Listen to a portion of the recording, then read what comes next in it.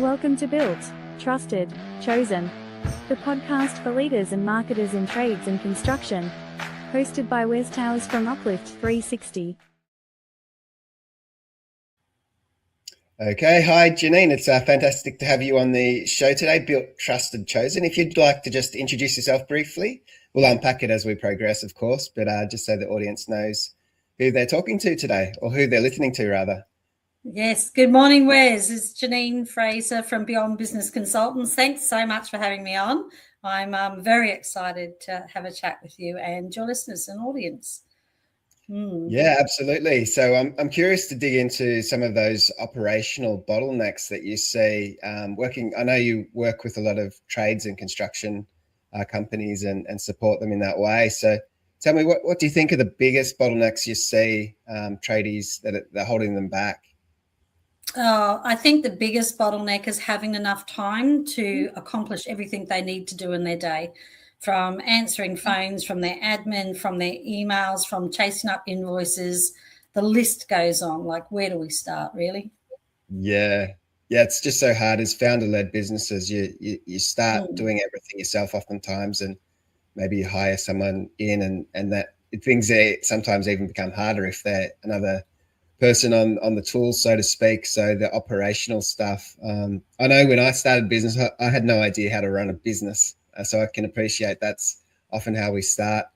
The operational things, we just don't know until we're in the trenches. Do you think the same, as businesses grow and evolve and progress, do you think the same challenges exist, or do they change as, a larger business has been around? What kind of bottlenecks do they have as opposed to a smaller business?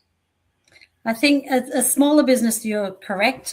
Correct me if I'm wrong. I haven't been to trade school, but from what I understand, there's minimal amount of back office training, if you know what I mean. Do they, do trades come out of a 4 apprenticeship or so with that back admin training? Like you're sort of stilted from ground up there. Yes, they've got the idea and the qualifications and they're now ready to go, but do they have an ounce of knowing how to run a business successfully? Like, I don't know about many, but it's sort of, if you're not business minded, you're sort of behind the 8 ball, if you know what I mean. Large companies, they grow and scale at a rate from what I've seen, and they're playing catch up. They don't delegate quickly enough. They don't hire in the right spaces enough. They put trades on the tools, but again, the admin side is like, oh yeah, I'll get to that, or the wonderful wife or girlfriend. And again, if you don't have running a business background, then you're behind the 8 ball again. So, you've sort of really got to develop each area of your business as you go, or if not, with the forethought of growing and scaling. Yeah, absolutely. I mean, the businesses I work with, we obviously do digital marketing and work with a lot of trades and constructions of all sizes. So there's some micro businesses just starting out, and there's some larger scale businesses, but there's always opportunity to improve the way in which things are done. I mean, I think one of the things that I often hear about is the margin leakage and the quotes and variations and things getting out of hand, because I mean, all this stuff needs to be tracked and measured and so on. What are some of the practical ways, if you're a founder who's a practical, on the tools type of person, how do you go about delegating some of this stuff and handing it over? I'm sure it feels as though it's a challenge to give a part of your baby away. What are those basic steps you can take to sort of get through that sort of process? I think, it is a challenge, and you're right. It is their baby. They've built this, with their own 2 hands, and they've run everything. They're the decision maker. To actually find someone to either employ full-time or in a virtual sense or an ad hoc sense is quite daunting to them. And it's you better, it's better the devil than you don't type thing. If you go full-time employee that does your admin, you've got that added costs of coming up with those dollars, holiday pay, sick pay, all the rest of it. If you go virtual with what's something that I can offer, then it's flexible, but it's still a fixed cost. It may be lower, it may be higher, depending if you're onshore, offshore.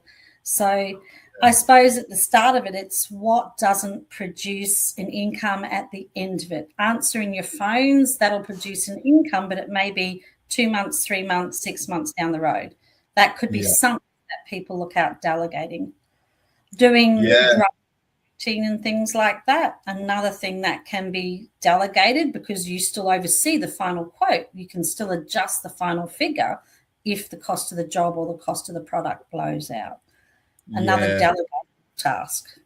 Yeah, for sure. And you touched on something interesting as well, which we should go through a little bit as well, the outsourcing to offshore or onshore. And there's obviously pros and cons with both models. How would you describe that? Look, I love onshore and I love offshore. My company is fully set up onshore. A lot of the time, offshore is amazing, and there's specific tasks that may be better done offshore than onshore, and vice versa. If you're looking for, depending on the tasks or the delegated items that you're giving and the time frame you need it done in, offshore there's a time delay or a time difference. There could be language barriers. There could be understanding of the language. You know, Australians are a special breed, my friend, and we love Australians dearly. But again, onshore have an understanding. I've got the 16-year background in commercial cleaning, and my partner is a qualified builder. So I've had all those years in the trade myself, understanding the time differences, the time restrictions, you know, growing a family and all that. You throw all that in, as most men on trades do as well. Offshore, 9 out of 10 times, not saying everyone, but they're guided by what the boss does. They actually haven't possibly run their own business for many years in the industry that you're helping within as an admin person. So yeah, absolutely. And I suppose particularly with answering phones and so on, where there might be language barriers, and I suppose an onshore person, wherever you are, because our audience will be all around the world, but if they have someone answering the phone who's in the same region, at least they'll know a little bit about the context of what's happening as well. I mean, every place has its own scenarios, whether it be weather, and you know, we've here in Victoria, we've had fires and floods and all sorts of crazy things, and it's just helpful for people answering the phone to understand what's going on in the region, as well as speak in the same. We've got all as well for the audience. Australia has all sorts of phrases that we use that others might not know, and even the word tradie.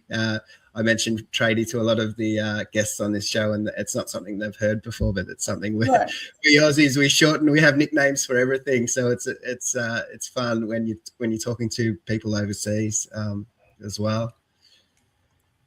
There is a big difference, and you mentioned languages or our slang and things like that. You know, we get the pleasure of helping different industries with our managed call service. Picked up an engineering company the other day and felt right at home. The owners said to the gentleman that introduced us as a referral partner, "Where have you been hiding her?" and her team.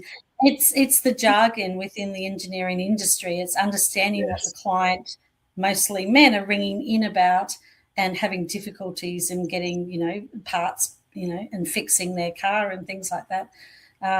Per se, as a tradie, we have a couple of tradies on our books which are amazing. They've both been long-term clients, and it's just being friendly. It's not sticking to a script. You know how you get people ring you and try and sell you over the phone? It's fully scripted. We have a script that we run off. However, it's a conversation like you would understand, Wes. It's more we integrate as part of the family as the company. We're not per se a hired answering service. We are the company. You know, we are the gatekeeper to free up the time of the owner or the manager. Yeah, and that building of trust, because you just appear to be, you are part of the company, you're part of the brand, even though you're outsourced, you're still acting as within the brand. So to keep that consistent and to build the trust. So there's no disconnect in those early days, particularly if you're making a first connection with the business, that trust element. That's obviously a big part of this show, building trust. So what are some of the other key areas that you think businesses, firstly, break down trust, erode trust, and what are the things that they can do to remedy those issues? You said it before, it is their baby. So when it comes to stepping in and helping run someone's business, we've got to own it as if it was our own. You can't just say, oh, yes, I answer your phones. No, we do so much more than that. We do your customer service, and it's got to be absolutely stellar. People won't trust a business if they're not getting good conversation, communication, and having it effective or acted upon within a timely fashion. So to the customer of a trade service business, if you don't have that communication straight off the bat, are you going to win that quote that you put out? If you say you're going to turn up at a certain time, well, text the potential client, that you're running late, running early. It's that trust you build up. Then when it gets to the quoting phase, it should be a slight easier because you're renowned for saying what you're going to do and actually actioning it and moving forward on what you're going to do. So yeah.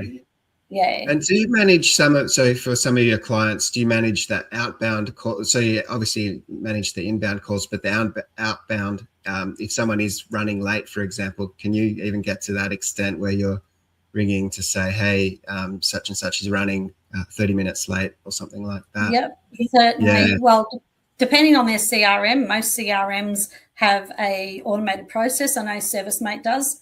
If you template any of your text message per se and you text through that platform, it's all there. It's in the tradie's hand. We can certainly do it if you wanted a voice to do it, that customer service. And again, your phone is your best pilot as a tradie. Send an emoji, hey Janine, running 30 minutes late. We check the calendar of where they're meant to be in 30 minutes and can follow up and either send a text or call them quickly. It's that communication between tradie and our team, and then our team tradie to the customer. We fill the gaps that the tradie doesn't physically have moments to actually do themselves. And that's brilliant. It's all about, you hear in Australia tradies run on tradie time. That's not just a myth, my friends. But if you have wonderful team to support you, then the customer's not going to worry about tradie time. Yeah, it's so important. And you touched on automation a little bit there too. I suppose getting all the pieces of the puzzle of automation together can be a challenge, but I suppose that's critical to put that effort in to get some of those things working nicely for a particular company. It's the old adage. You look at companies that are growing, Wes, and you think, in the back, until you ask them what, platforms they use or what CRM or what job maintenance management systems, all the rest of that. I was talking to a wonderful company out of Adelaide the other day, and I said, tell me how you do your day, because it's all about unpacking what's in the tradie's mind to be able to best help them or best see where their bottleneck is. If they sort of go, I don't know, my days are, CRAP, what's going to town. And that company in beautiful Adelaide, the one of the owners work fully digital, and the other owner, because it's co-owned, is still on paper. Yeah. So the struggle there. God, there's nothing wrong with paper. That's how we used to do it. But my friend, we are in 2026 now. Yeah. And if you're growing and scaling, paper sometimes is just not going to get you there. It's a lot of double handling, and only you can see what's on that paper, not your team. Can you grow and scale from paper? Possibly not. So getting that all, and I guess getting expert guidance from someone who's seen it all before. I mean, if you don't know, you don't know. You don't know what you don't know. So when you're starting out, you're trying to build out systems and automation, and with technology, how fast it's evolving.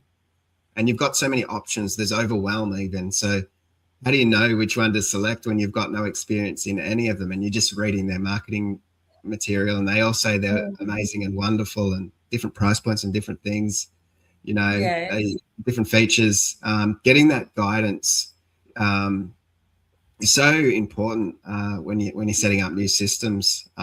Do you kind of support people in that aspect as well? You would have seen a bunch of different scenarios and softwares and systems. We do support. So, we're governed by what the tradie wants to delegate or what the tradie needs us to help them with. Where we get to, it's like, okay, the tradie selected us, fantastic. Now, how do you go about your day, and what structure have you got? And half of that is what online tools are you doing to run your business? So we get to have a look under the hood of the bonnet, per se, on how they run their business, and then how much capacity to each program they use. So if they're using Tradeify, what have they got set up in the back? Have they got all those automations? Are they using that platform to invoice from, or have they got a third platform that's bolted in? So we really get a good snapshot of possibly where they're leaking time from their day as well. Yeah. In the back end, a lot of those platforms, you can template all your quotes, you can template all your follow-up, how much of that have they been able to action? 9 out of 10 times the tradie has had enough time to download their database or the jobs that they're on, and that's about as far as they get. It's wonderful that they've got a platform, but it's not going to be effective for you to run your business, let alone grow, scale, and sell the business later. Yeah, so true. I mean, and it's not something that even we're thinking of the smaller businesses and medium-sized businesses, but even large organisations. I was talking to someone yesterday, and I won't say what government department they're from, but they had to work in a different branch to what they normally do. They normally work for the Melbourne region, and they were in a different place. And I won't say too much, but they were so archaic in the way they were managing their software. They were copy pasting everything from their system into an Excel spreadsheet, and so just creating so many areas where things could go wrong. You copy paste a digit, you miss a digit in the numbers, and everything will be out of whack. So because the reasoning behind that was the person running that particular office, they wanted to do it the old way because that's how they'd always done it. And so when the new software came in, they adapted the software into the old thinking. So it is a really challenging thing to change your mindset and change the workflows, but to understand the benefits when you can refine and tinker things and improve your automation, everything's better and less errors and problems. Human error is always going to be a factor. If there's too many steps in the thing that rely on a person to do something, there's more chance of errors. The other aspect too with automation is it feels as though there's that erosion of trust because everything's digitalized, and the human aspect of business is so important, to talk to a real person, to have a real engagement and a relationship in a business context. Are you seeing that as well? Are things changing in your world with all of that? And how do you see humanizing brands important? There is a crossover there from marketing on social media. What pictures are true and what pictures are false? Like, there's some amazing platforms have launched in the last how many years that you can literally take a photo of, say, a job site or a product, and with AI create something completely different and put it forward. Like, you know what I mean? It's like, what do you trust? The same as online managed phone services, but done by an AI voice agent.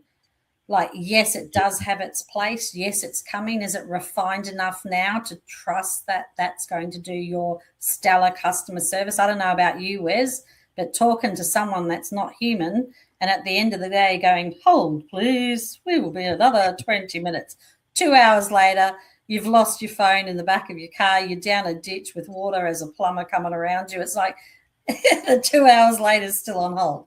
Like, you want a person, even if it is a receptionist taking a message, at the end of the day, that receptionist should come back to you, or has been governed by the tradie that the tradie will ring back in the afternoon. Like, Yeah. even though they have to wait, what's the better scenario that you'd prefer for your customer service for your business?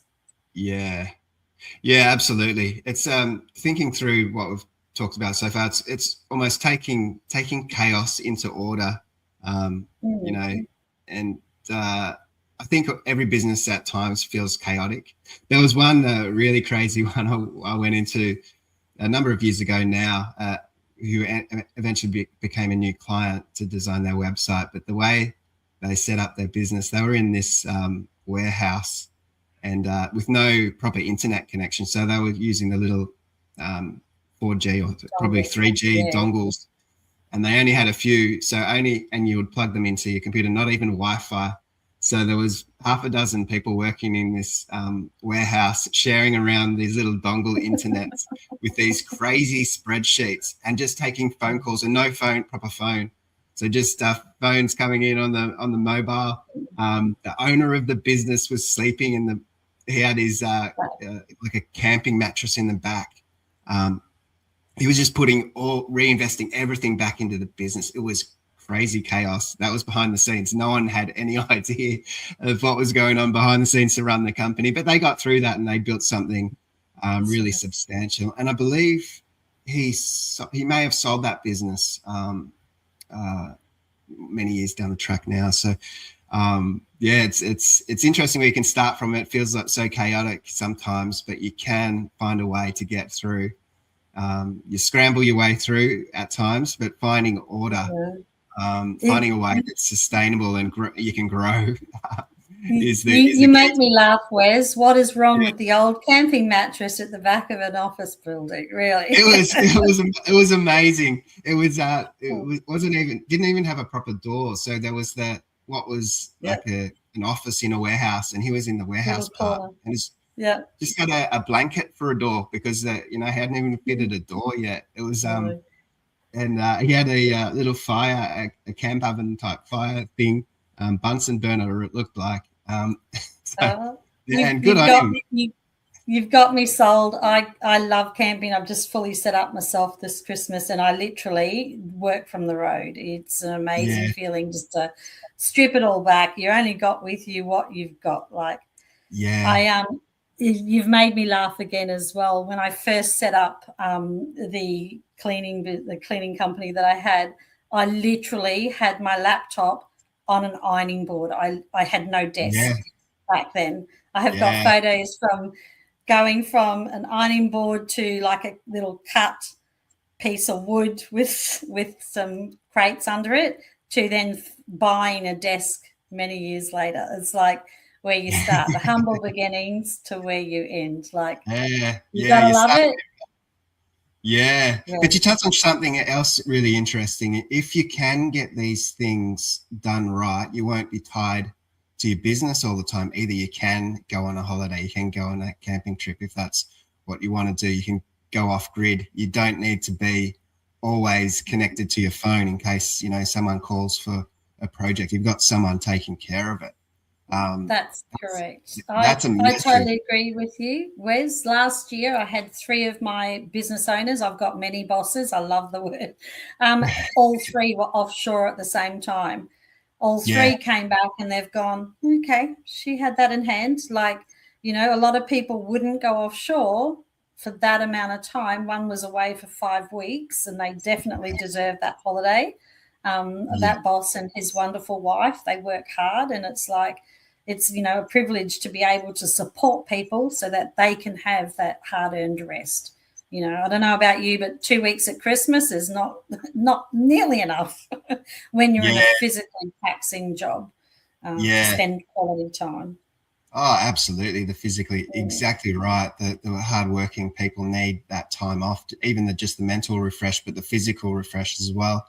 If you're working hard, and same as you. So I've had scenarios, where you're working in less than pristine office environment. And there was only a couple of years ago, I was on a road trip in a camper van, and so had a super important meeting. So it was kind of funny. I had my business shirt on, and the person would have had no idea, just had the boardies on, board shorts for, I don't know if that's what they call it overseas, but your shorts, you swim in, and thongs and everything, and just their laptop balancing on some sort of map or something, or book of maps and so on, and tourist book and so on. So these are the things you do sometimes, but the ideal is if you don't need to do that. This particular scenario was quite an important project. So if you're selling, if it's a really important client, you want to be there. But for your regular stuff, you want to build to a place where you don't need to be there necessarily all the time. You've got team to support you. That's correct, and it's one thing I like about my team, Managed Phone and Service Girls. They're amazing. They're like myself, mature in the fact I do have one younger lady, but she's amazing on phones, and it's we've lived the life experience. We can hold a conversation. If we've got an angry person screaming down the phone, we can de-escalate that anger and understand what their challenge is to get them the right answer from the company owner or the boss. So, it's having that lived experience and being able to say, great question, let me come back to you with that answer, not, you want that personal, professional touch for any of your potential clients or clients currently that you have. Yeah. And so from the practical point of view, from the handing over the phone answering, I mean, we've got VoIP and so on these days, so I suppose it's a little bit easier, but from a practical standpoint, how does that transition occur? Someone will have a company business phone number. Pretty easy. Most companies run on a 1300 or a 1800 number nowadays. I have an amazing technician that does all my phones for me. You are correct. It is a VoIP system. The client or the owner of the business still has access to that whole system. So the system I use, you can go into the back end and hear the recordings of every single conversation. So if you've got that disgruntled person and they're claiming X, Y, and Z, and, Annabelle took the call, I can actually go into the back end in real time and listen to how they use that call. The other good thing about that as well is I can do more training of the girls. So when I bring on a new company, I'm recording myself. So I do edit myself as well to make sure I'm doing the best job I can for the company we're employed to take the phones for.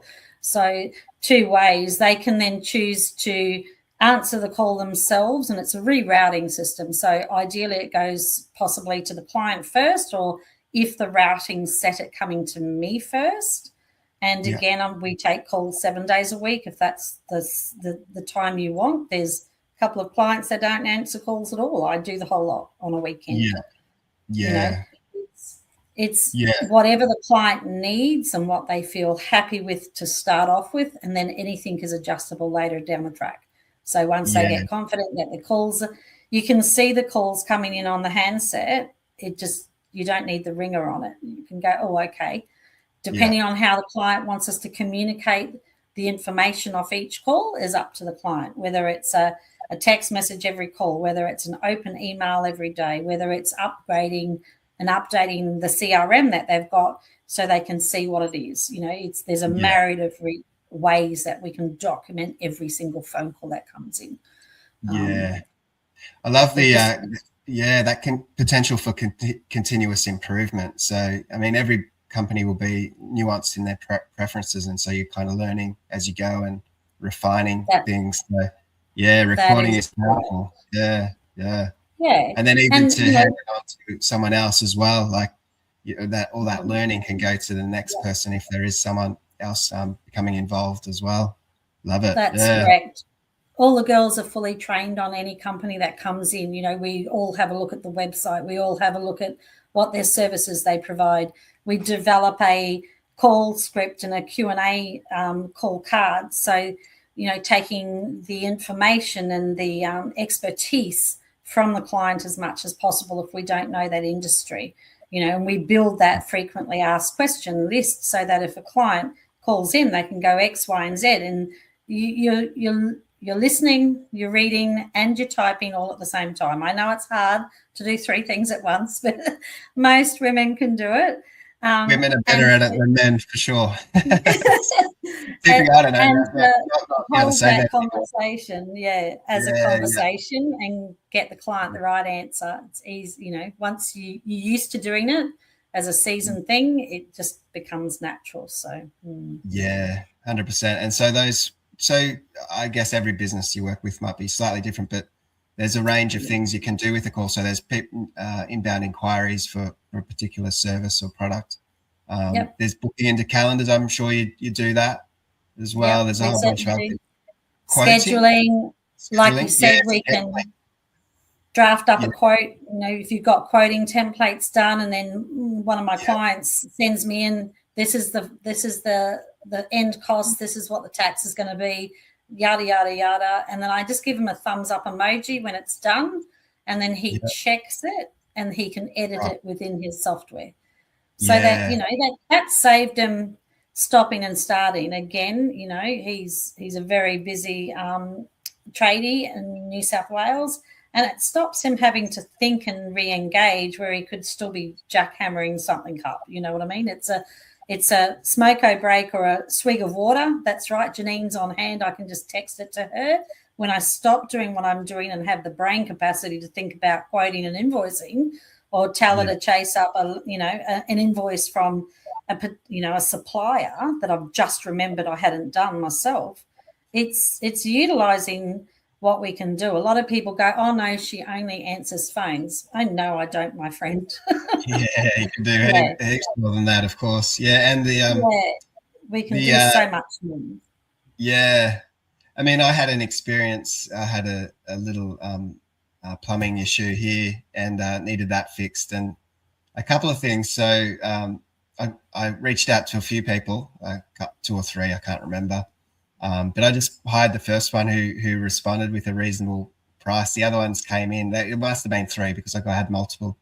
And the other ones that ended up coming in cheaper, but I just wanted it done, and it was not that big a deal. So I just hired the first one. So that speed, getting back to people with the quote, is important. Curiously enough, that company, go on. Oh, it is important. Who doesn't go out and get 3 quotes for anything that they do, anything major? I know I still do on anything, whether it's getting your air conditionings cleaned to, as you mentioned, a Sparky, or if it's moving house and you want your driver or trucks to come and get you. I get 3 quotes on anything, and I see what's included. Customers are going to shop around to who they see adds value and the best workmanship that they can research online. So, the quote's got to be spot on. Your customer service on your phone side's got to be spot on. Your marketing's got to be spot on, and anything you put on social media has got to be spot on. Are they going to hire a tradie that they can research on Facebook or anywhere like that the tradie's having a Yahoo of a time and made questionable decisions weekend after weekend? Possibly not. All those elements need to work together to be chosen. Part of the show, built, trusted, chosen. So those elements need to all work synergistically. Every touch point in a business, everything you read needs to have a consistent and compelling message to attract the right types of people. You might repel some people, you might attract others, but that's really important. To have your service. We are not going to be friends with everyone we come across, and we're all right for that. But, if you limit yourself to how many potential clients you get, is business going to grow? Possibly. Yeah, that's right. That's right. This has been an awesome conversation, Janine. I always like to ask when I remember to, was there a question that I didn't ask that I should have, and what would the answer be to that? How we were talking about systems and processes and things like that. I suppose being the start of a brand new year, the thing that people fail to do possibly is check out their suppliers, and are they getting the better costing from their suppliers within their trade? The having a look at your bottom line of what money you're paying out. Is there potential there to ask for more of a trade discount? Is there a potential there to make sure that you're getting your deliveries on time and people aren't going, oh, hey, look, they don't pay on time, so we'll just deliver to them whenever we want to. You know, Yeah, are you the person at the top that's getting stellar service from people that you require services from? That's possibly not. No, they're possibly not. When was the last time you looked at what your landed unit costs for all the parts that help your business work? Yeah. So It's great to audit these things from time to time and check, you know, if you're who doing has the time to audit that though, Wes?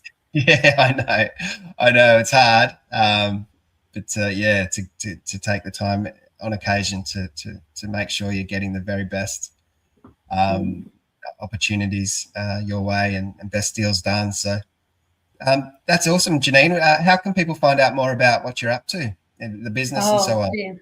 Lots of different things to do there, Wes. You can find me online. Janine Fraser is my name.